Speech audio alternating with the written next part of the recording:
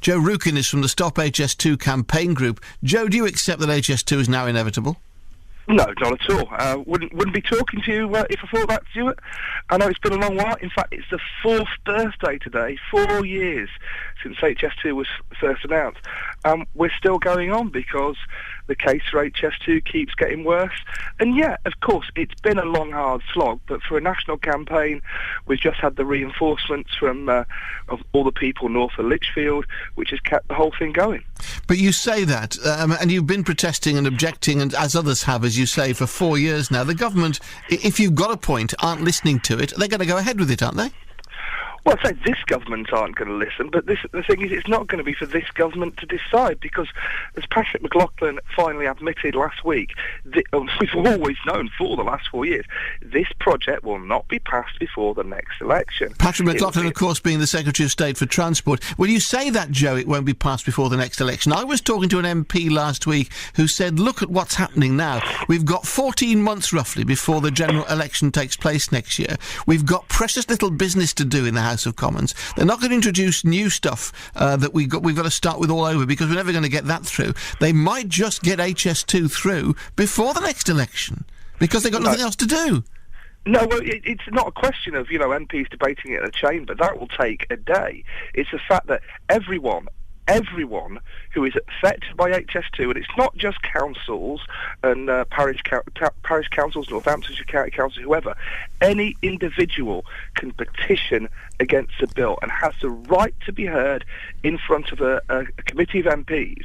And then, after all that has happened, the whole thing goes on again in the Lords. But you don't think they'll just try and push it through, though?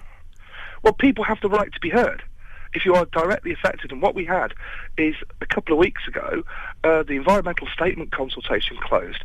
There were over 20,000 responses to that consultation, and it's inevitable that thousands of people who replied to that consultation will be submitting petitions. So when would you imagine, Joe, from your knowledge of this, that the building work would start, if indeed it does happen? Well, the government is saying 2017. That is simply not going to happen. It's going to be at least another 2, maybe 3 years later than that, if it happens at all. And we're fighting to make sure it doesn't. And you still believe there's a chance of stopping it? And what would you say to people in Northamptonshire who feel the same way? I'd say keep on fighting. Get ready to submit your petitions to the House of Commons. You don't have to appear yourself. It doesn't have to cost a lot of money as well.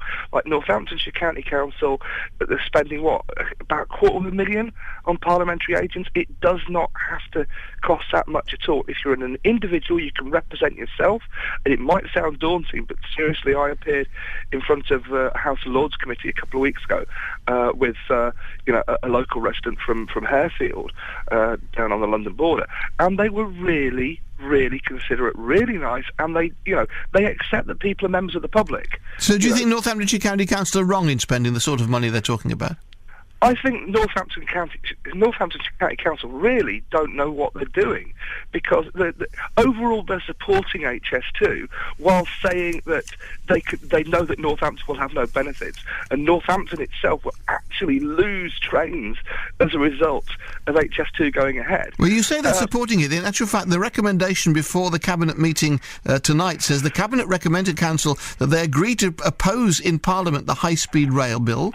Then they talk about dealing with, as you say, the Parliament in a certain way, appointing legal specialists, and also, of course, they're looking, if it is going to go ahead, to get the best deal possible. Isn't that the pragmatic approach? Well, a couple of months ago, they did actually vote to support it. What they're doing now is they're voting to oppose the bill so that they can petition against the bill. And that is, you might say that's pragmatic, but what they should have been doing is pulling their finger out for the last 4 years. It's a bit late now, guys. They should have been engaging and campaigning for this sort of stuff over the last 4 years, and they have had their head in the sand, even though that they know Northamptonshire and Northampton specifically actually lose out as a result of HS2. It's quite disgraceful, to be honest, when you look at the other councils along the line. I'm from Warwickshire. You look at Buckinghamshire County Council, the London boroughs have been solidly behind the fight against HS2. Cherwell Council just across the border.